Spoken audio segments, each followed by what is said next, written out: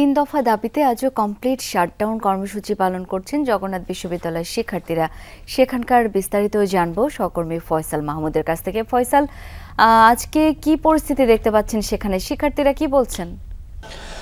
শাওন, আপনি জানেন যে গতকাল সচিবালয়ে আমরণ অনশন কর্মসূচির পরে শিক্ষার্থীরা তাদের যে কর্মসূচি ছিল আমরণ অনশন সেটি প্রত্যাহার করলেও কিন্তু তাদের কমপ্লিট শাটডাউনের যে ঘোষণাটি ছিল সেটি কিন্তু বলবৎ ছিল।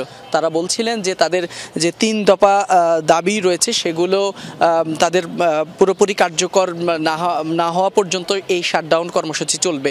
আমরা এখানে কিছুক্ষণ আগেই এসেছি এবং এখানকার জগন্নাথ বিশ্ববিদ্যালয়ের যে প্রশাসনিক একাডেমিক যে ভবনগুলো ছিল আমরা সেগুলোতেও গিয়েছি, দেখেছি সেখানে কিন্তু সবগুলো ভবনে আমরা দেখেছি তালাবদ্ধ করে রাখা হয়েছে এবং প্রশাসনিক ভবন, একাডেমিক ভবন মোট প্রায় 7 থেকে 8টি ভবন সবগুলোই কিন্তু বলা যায় যে তালাবদ্ধ করে রাখা হয়েছে কমপ্লিট শাটডাউনের আওতায়।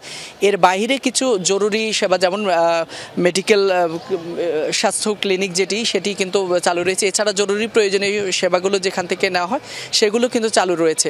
তো আমরা শিক্ষার্থীদের প্রতিনিধি যারা আছেন তাদের সাথেও কথা বলেছি। তারা আসলে আমাদেরকে যেমনটি জানিয়েছিলেন যে কলেজ প্রশাসনের পক্ষ থেকে এবং মন্ত্রণালয়ের পক্ষ থেকে তারা যোগাযোগ করেছেন বা তারা আলোচনা করছেন।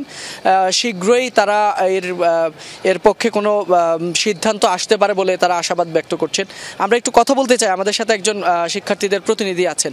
আপনারা এই কর্মসূচি কতদিন নাগাদ চালিয়ে যাবেন বা এখন পর্যন্ত কোনো পরিপূর্ণ সিদ্ধান্ত পেয়েছেন কিনা? আমাদের লাস্ট হচ্ছে যে কর্মসূচি ছিল সেটা আপনারা ইতিমধ্যে জেনে গেছেন যে সচিবালয় ঘেরাও কর্মসূচি ছিল। তার পরবর্তীতে কালকের সেটা হচ্ছে আমরা আমরণ অনশন করেছি। আমাদের দাবি দেওয়া পূরণ না হওয়ার পূর্ব পর্যন্ত সেটা আমাদের চালিয়ে যাওয়ার কথা ছিল, কিন্তু আমাদের আশ্বাস দিয়েছেন আগামীকাল 11:30টায় হচ্ছে শিক্ষা মন্ত্রণালয় থেকে মিটিং বসবেন সংশ্লিষ্ট কর্তৃপক্ষ যারা আছেন সবাইকে নিয়ে। আর আমাদের যে দাবিগুলো ছিল সেগুলো ওইখানে আর নতুন করে বলবো না, বাট শুধু ওইখানে অনুমোদন দেওয়া হবে। সেজন্য হচ্ছে আমরা যারা আন্দোলনরত শিক্ষার্থী ছিলাম আমরা অনশন থেকে সরে আসছি। এখন বর্তমানে ক্যাম্পাসটা শাটডাউন কর্মসূচি চলছে। যদি কালকের মিটিংয়ে যদি আমরা সম্পূর্ণভাবে আমাদের দাবিগুলো আমাদের হাতে নিয়ে আসতে না পারি সেক্ষেত্রে আমরা আমাদের আন্দোলন চালিয়ে যাব। জি, ধন্যবাদ। শাওন, যেমনটি শুনছিলেন আসলে শিক্ষার্থীরা বলছেন আগামীকালকে অর্থাৎ বুধবার শিক্ষার্থী, কলেজ প্রশাসন এবং মন্ত্রণালয়ের সাথে একটি মিটিং রয়েছে। সেই মিটিং থেকে চূড়ান্ত অনুমোদনের কথা রয়েছে এই ছাত্রদের 3 দফা দাবির বিষয়ে। সেখান থেকে যদি চূড়ান্তভাবে তারা সিদ্ধান্ত পান তবে তাদের এই শাটডাউন কর্মসূচি স্থগিত করবেন, অন্যথায় তাদের এই শাটডাউন কর্মসূচি লাগাতার থাকবে। শাওন, এই ছিল এখানকার সর্বশেষ পরিস্থিতি। ফয়সাল, অনেক ধন্যবাদ আপনাকে।